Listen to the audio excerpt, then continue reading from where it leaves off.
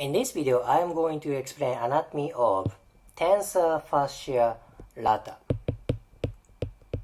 Tensor fascia lata. This is in front part of pelvis and hip joint. This is relatively small muscle compared to other hip muscles. However, this is very, very important.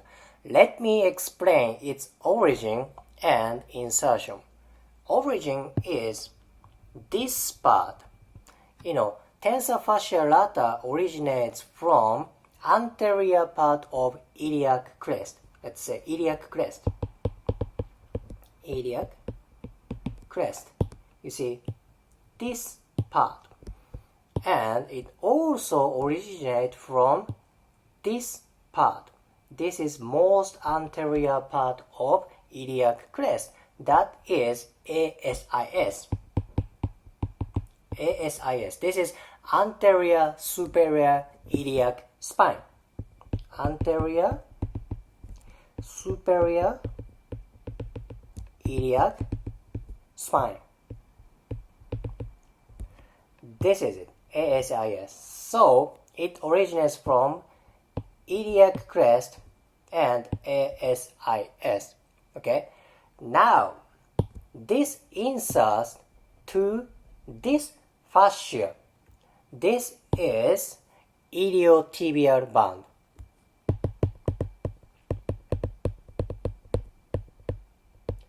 Or some anatomy books might say iliotibial tract, which is this part. So tensor fascia lata inserts to fascia. Okay, this muscle does not insert to bone. This is very interesting muscle. Origin is iliac crest and ASIS. Insertion is iliotibial band. Okay, now let me explain its function. So main function is tense up fascia of thigh. Okay, increase tension of thigh. Tension of fascia of thigh.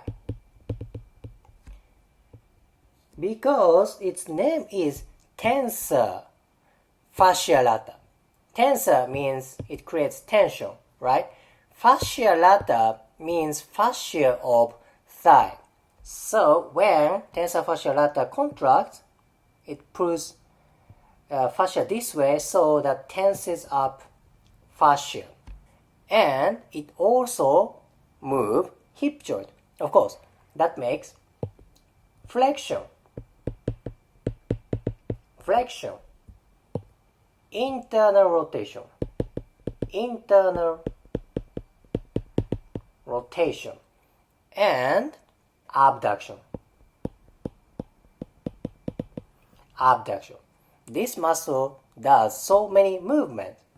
Flexion, internal rotation, and abduction. If you think about it, tensor fascia lata moves hip flexion, bring leg up.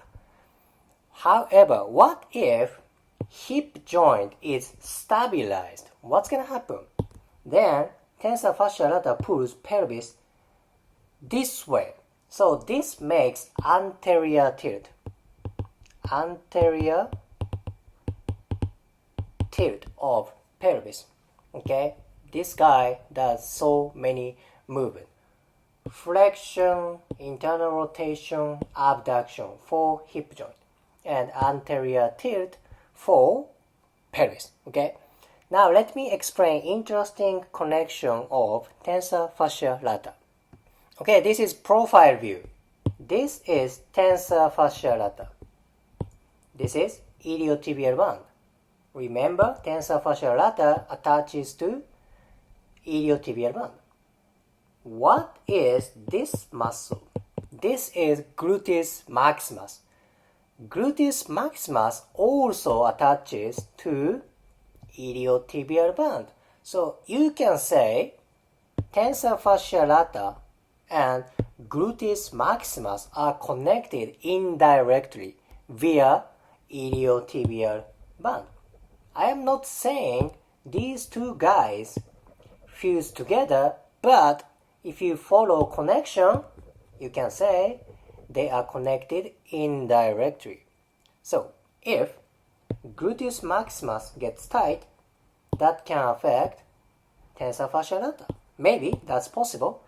When tensor fascia lata gets tight, that can affect gluteus maximus. This is also possible, right? If you think about iliotibial band connection. This is very, very interesting. And one more thing. Again, tensor fascia lata attaches to iliotibial band. Iliotibial band goes all the way down to knee joint and attaches to lateral part of knee.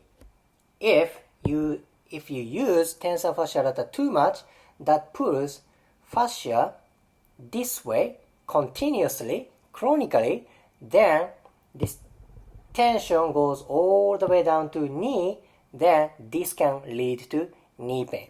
This symptom is very common among endurance athletes like marathon, like soccer, and many kind of long running sports. So tensor fascia lata is important for hip joint, pelvis, and also for knee joint. So in this video, I explained the basic anatomy and connection of tensor fascia lata. If you liked today's video, please hit the like button, comment, and subscribe. See you next video.